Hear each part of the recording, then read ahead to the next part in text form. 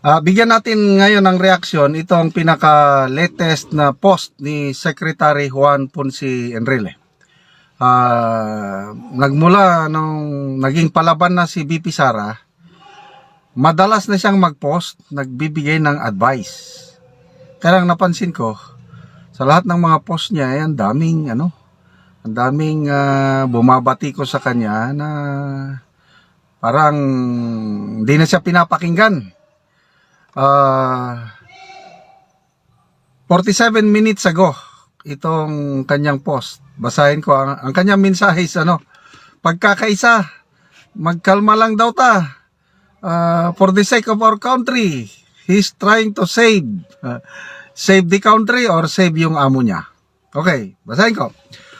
We have to keep our heads and our equanimity for the sake of our country's peace and order, so that we can move on as one people in one country under God. Di ba? Ang sarap pakinggan. Heads, bow down. Yung kalmado lang daw, wag masyadong hot.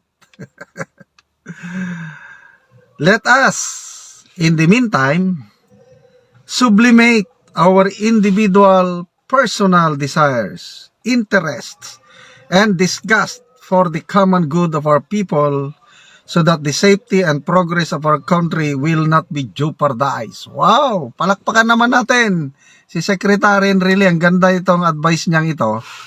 But tingnan natin kung may naniniwala sa kanya mamaya based on the comments section. Diyan mo makikita yung... Ako, mahilig akong magbasa sa mga comments. Dahil nandyan yung sentimento ng taong bayan, ng netizens. So, kalimutan daw mga personal interest. Sino bang may personal interest dito?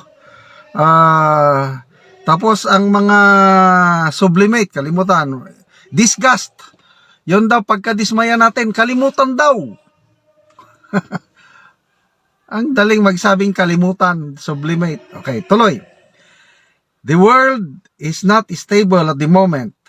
It is turbulent. Correct.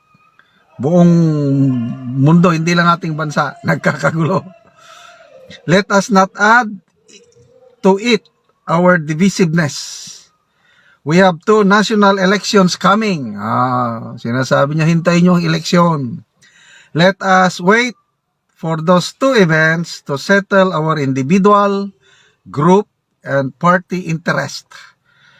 Let us believe, respect, support, and defend our constitutionalism. However feeble we think about it, I honestly think that is the path we ought to follow. Okay, bago ako magbasa sa mga comments, ako nang mag-comment. Secretary Enrile, I have very high respect for this man. 100 plus years old na siya. Kaya binabasa ko palagi ang kanyang mga post. Kaya lang parang hindi na napapanahon itong mga advice niya. Yung sinasabi nyo, Secretary Enrile, na defend our constitutionalism.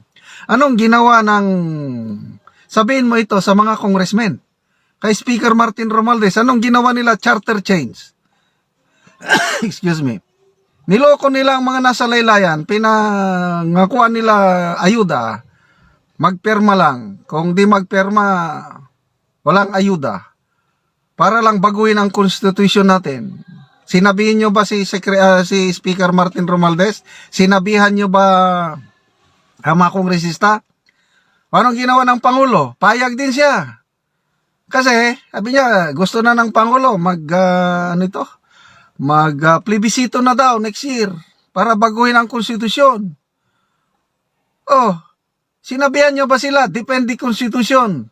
Wala, tahimik kayo. Ngayon na napuno ng taong bayan, saka kayo mag-advise ng kalmado lang. Medyo nakakaano na rin. Okay, magbasa tayo ng mga comments ha. Dito mo na makikita yung sentimento ng taong bayan. May nakikinig pa ba kay Secretary Enrile? Meron bang sumaludo sa kanya? Yes. Manong, Lolo, Honorable Enrile, yes. Susunod kami dyan. Kalmado kami. Meron ba? Basahin natin. Ang daming comments dito. Halos lahat. Puros batikos kay Secretary Enrile.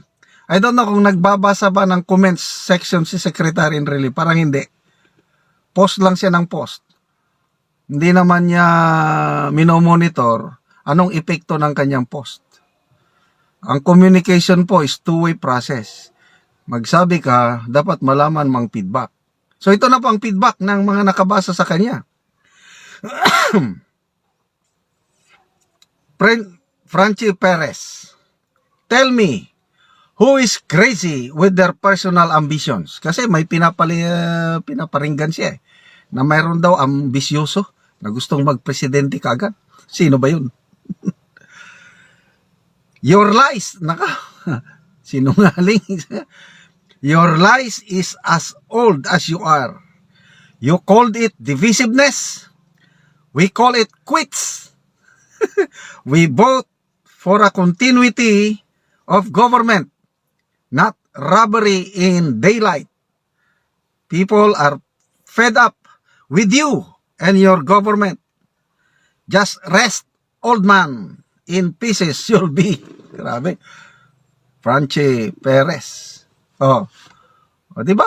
Hindi naniniwala itong comment na ito. Ito naman, FC Chavez. After 2 years, the Filipinos had seen who is causing trouble to our country. And it is BBM, Lisa, and Martin. They must go. And it is non-negotiable. Oh, wala na, Manong Johnny. Yung cool down, wala na. Kasi, sino ba yung nabasa kong nag-comment? Si Ibi Hugalbot. Ang nag-advise daw kay Pangulong Marcos, let's cool down. Palamigin ang sitwasyon. Si Secretary Enrile. At it seems, naniwala ang Pangulo. Kaya yon nag-message siya sa mga congressman na itigil ang impeachment kasi hindi maganda para sa bansa. That's part of cooling off according to A.B. Hugalbot. So, non-negotiable, sabi naman ni si Chavez. Tapos na. We call it quits, sabi ni Franchi Perez. Ito, Alex Pipito Bahaw. Mr. G.P. Enrile, please advise your President, BBM, to fire Martin and control his wife. Ito palagi ang nababasa kong comments. Ang nagpapagulo, Martin Romualdez and the First Lady. Fire them! I only voted BBM because of Inday Sara Duterte. I was with you. I was with you in EDSA in 1986. And I hope you're still the same. GPA that we idolize. You're already more than 100 years old. And I hope that on these remaining days of your life, my idol will be the same as in 1986. Ito, medyo bumibilib pa kay GPA. Kailang may advice. Ang nagpapagulo, Martin and Lisa, tell it to your president, fire them, control your wife. So magandang advice. Jeff Morales, move on. Kasi yan ang gusto ni Secretary Enrile. Kalimutan na daw natin ang ating mga disgust. Yung nadismaya na. Huwag na daw madismaya. Let's move on. Hintayin daw ang eleksyon. Okay. Move on.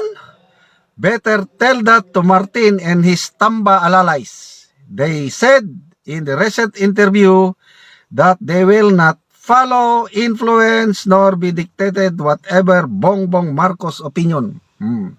Ano yung opinion na yan? Yung stop the impeachment. Hindi susunod ang mga kongresista. Tuloy. May asim pa ba si Pangulo? Parang wala na, Manong Johnny. Itong mga advice mo, may asim pa ba? Naghanap ako ng mga comments dito na naniniwala sa'yo. Wala pa akong nakita. Alan I. Navarro, please tell exactly what you said to the Malacanang occupant and his wife. Please also include his cousin. The same thing. Don Pati Di Canseco. People will not remain cool unless your president will answer all the abuses he has done. Okay, so Timothy Medrano, spoken like true commie. Cede your power to us. Turn up your brains for the sake of the common good. That, Komi, yung mga makakaliwa. Rosemary Arcadio, sabi niya, for as long as we have an incompetent president and extremely corrupt leaders and their cohorts, people will not stay cool. At this moment, only the oligarchs and those in power are happy, while majority of the people are suffering and our leaders don't give a damn. So may mga nabasa pa ko dito na mabuti sa iyo, Secretary Enrile, nasa mansyon ka, mayaman ka na, kami dito naghihirap, kaya hindi kami titigil, magreklamo kami, magingay kami. Wala na, feed up na talaga based sa aking mga namomonitor sa social media, talagang ang mga tao, napunong-puno na. So, good luck po, Secretary Enrile. Please try your best to save your boss na matapos niya ang kanyang termino. Sana nga matapos niya ang kanyang termino hanggang 2028.